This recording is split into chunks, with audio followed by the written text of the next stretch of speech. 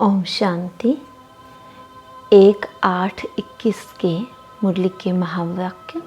अव्यक्त बाप दादा बोले, वरदाता से प्राप्त हुए वरदानों को वृद्धि में लाने की विधि।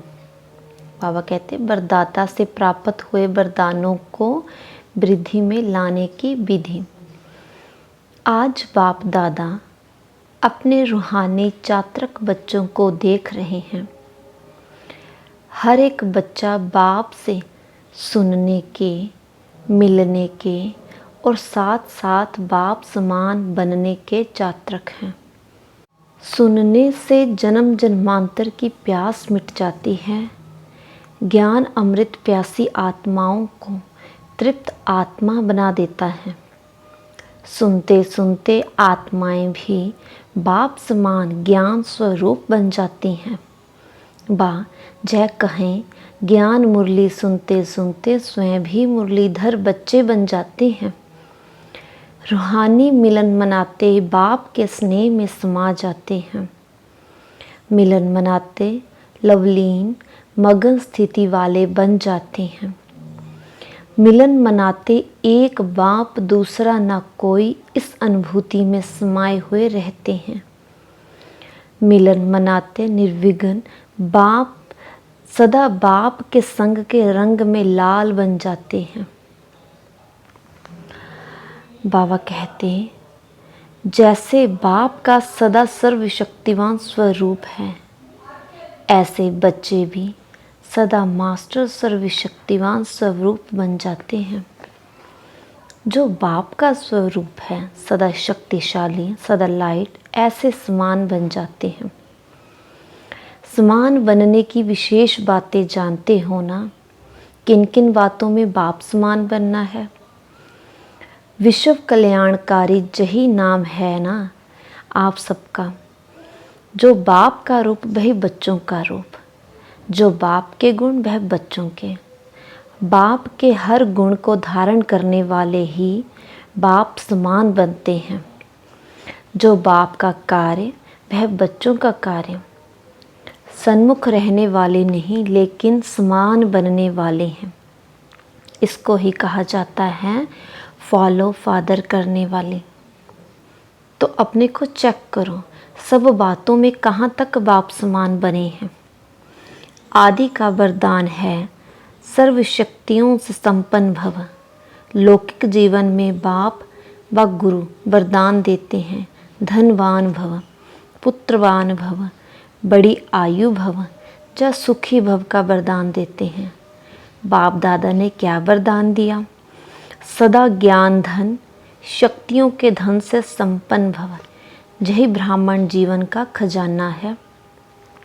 जब से ब्राह्मण जन्म तब से संगम युग की स्थापना के कार्य में अंत तक जीना, अर्थात बड़ी आयु भव। बीच में अगर ब्राह्मण जीवन से निकल पुराने संस्कारों जब पुराने संसार में चले जाते हैं तो इसको कहा जाता है जन्म लिया लेकिन छोटी आयु वाले, क्योंकि ब्राह्मण जीवन से मर गए। कोई कोई ऐसे भी होते हैं जो कोमा में चले जाते हैं, होते भी ना के बराबर होते हैं। तो कभी कभी जाग भी जाते हैं लेकिन वह जिंदा होना भी मरने के समान ही होता है। तो बड़ी आयु भव अर्थात सदा आदि से अंत तक ब्राह्मण जीवन व श्रेष्ठ दिव्य जीवन की सर्व प्राप्तियों में जीना। बड़ी आयु के साथ साथ निरोगी भव का भी वरदान आवश्यक है। अगर आयु बड़ी है लेकिन माया की व्याधि बार बार कमज़ोर बना देती है तो वो जीना नहीं है। तो बड़ी आयु भव के साथ साथ सदा तंदुरुस्त रहना अर्थात निर्विघ्न रहना, बार बार उलझन में व दिल शिकस्त की स्थिति के बिस्तर हवाले नहीं होना है। बाबा कहते ऐसे जहाँ भी योग में बैठेंगे तो भी दिल नहीं लगेगी, ज्ञान भी सुनेंगे तो दिल से नहीं सुनेंगे, सेवा भी दिल से नहीं करेंगे, दिखावे से या डर से या लोक लाज से करेंगे। इसको सदा तंदुरुस्त जीवन नहीं कहेंगे। तो बड़ी आयु भव अर्थात निरोगी भव इसको कहा जाता है। पुत्रवान भव व संतान भव। आपके संतान है 2-4 बच्चे नहीं पैदा किए हैं, संतान भव का वरदान है ना। 2-4 बच्चों का वरदान नहीं मिलता, लेकिन जब बाप समान मास्टर रचयिता की स्टेज पर स्थित हो तब तो यह सब अपनी रचना लगती है। बेहद के मास्टर रचयिता बनना यह बेहद का पुत्रवान भव संतान भव हो जाता है। हद के लिए नहीं कि जो 2-4 जिज्ञासु हमने बनाया यह मेरे हैं, नहीं। मास्टर रचता की स्टेज बेहद की स्टेज है। किसी भी आत्मा को व प्रकृति के तत्वों को भी अपनी रचना समझ विश्व कल्याणकारी स्थिति के हर एक के प्रति कल्याण की शुभ भावना, शुभ कामना रहती है। बाप के साथ साथ वृक्ष के ऊपर मास्टर बीज रूप बन शक्तियों की, गुणों की, शुभ भावना, शुभ कामना की, स्नेह की, सहयोग की किरणें फैलाएंगे।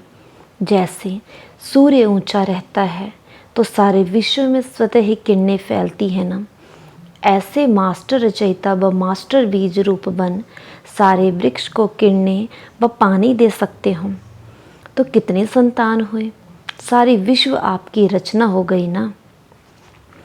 जब कोई भी वरदान किसी को मिलता है तो वरदान के साथ वरदान को कार्य लगाने की विधि भी सुनाई जाती है। वृद्धि को कैसे प्राप्त कर सकते उसकी विधि सबसे सहज और सबसे श्रेष्ठ यही है, जैसा समय उस प्रमाण वरदान समृद्धि में आए और समृद्धि में आने से समर्थ बन जाएंगे और सिद्धि स्वरूप बन जाएंगे। तो यह चेक करो कि सर्व वरदान कार्य में लगाते सहज आगे बढ़ रहे हो। यह वरदान की विशेषता है कि वरदानी को कभी मेहनत नहीं करनी पड़ती। जब भगत आत्माएं भी मेहनत कर थक जाती हैं तो बाप से वरदान ही मांगती हैं। आपके पास भी जब लोग आते हैं योग लगाने की मेहनत नहीं करने चाहते तो क्या भाषा बोलते हैं, कहते हैं सिर्फ हमें वरदान दे दो, माथे पे हाथ रख दो। आप ब्राह्मण बच्चों के ऊपर वरदाता बाप का हाथ सदा है। श्रेष्ठ मत ही हाथ है, स्थूल हाथ तो 24 घंटे नहीं रखेंगे ना। बाबा कहते यह बाप के श्रेष्ठ मत का वरदान रूपी हाथ सदा बच्चों के ऊपर है। अमृत वेले से लेकर रात को सोने तक हर श्वास के लिए, हर संकल्प के लिए, हर कर्म के लिए श्रेष्ठ मत का हाथ है ही।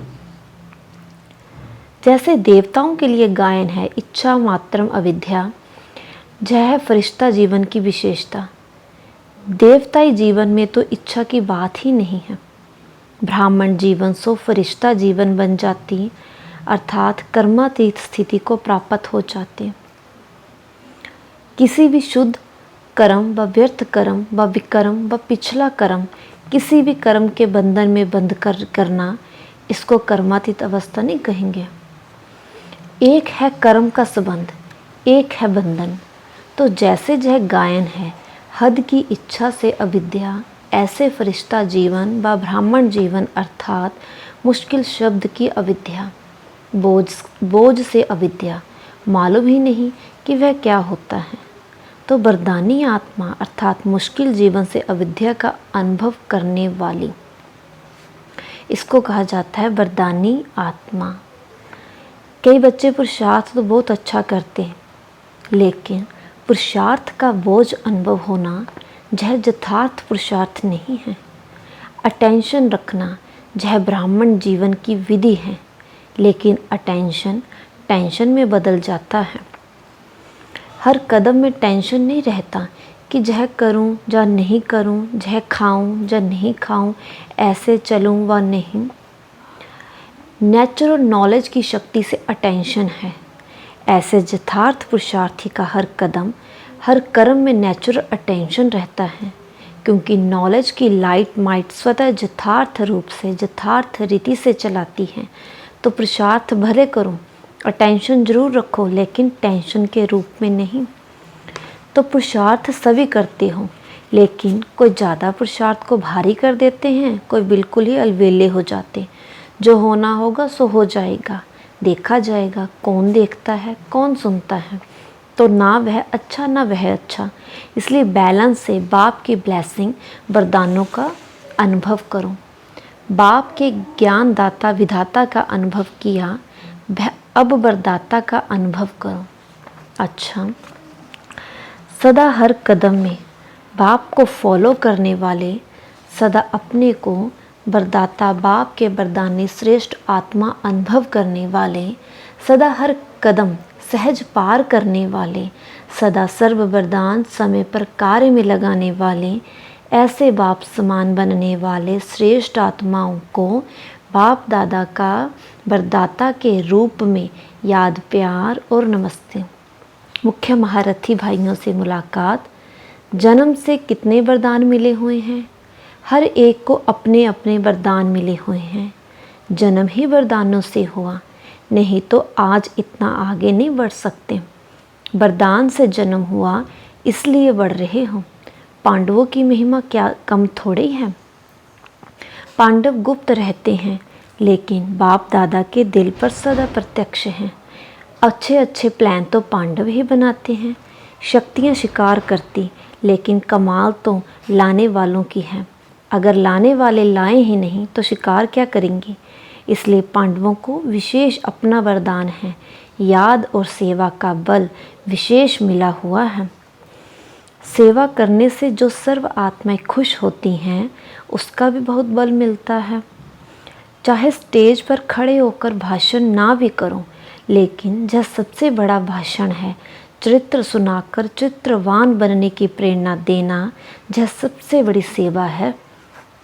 वरदान दे रहे बाबा, हद की जिम्मेवारियों को बेहद में परिवर्तन करने वाले स्मृति स्वरूप नष्टो मोहा भव। हद की जिम्मेवारियों को बेहद में परिवर्तन करने वाले स्मृति स्वरूप नष्टो मोहा भव। नष्टो मोहा बनने के लिए सिर्फ अपने स्मृति स्वरूप को परिवर्तन करो। मोह तब आता है जब यह स्मृति रहती है कि हम गृहस्थी हैं, हमारा घर हमारा संबंध है। अब इस हद की जिम्मेवारी को बेहद की जिम्मेवारी में परिवर्तन कर दो। बेहद की जिम्मेवारी निभाएंगे तो हद की स्वतः ही पूरी हो जाएगी। लेकिन यदि बेहद की जिम्मेवारी को भूल सिर्फ हद की जिम्मेवारी निभाते हो तो उसे और ही बिगाड़ते हो, क्योंकि वह फर्ज मोह का मर्ज हो जाता है। इसलिए अपने स्मृति स्वरूप को परिवर्तन कर नष्टो मोहा बनो।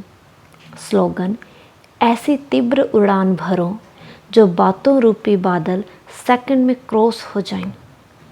ऐसे तीव्र उड़ान भरो जो बातों रूपी बादल सेकंड में क्रॉस हो जाएं। ओम शांति।